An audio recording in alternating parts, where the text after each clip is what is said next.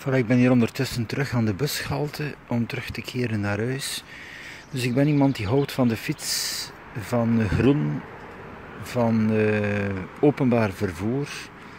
Ik vind het toch wel belangrijk, zo weinig mogelijk auto's en zo verder. Soms moet je wel de bus nemen als je goederen moet naar huis voeren, maar toch is het heel lastig hier in Zeeuws-Vlaanderen.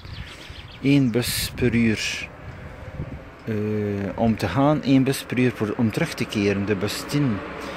Dus het wordt alles niet aangemoedigd om het openbaar vervoer hier te nemen en geen gebruik te maken van je auto. Dat is natuurlijk het jammer van alles.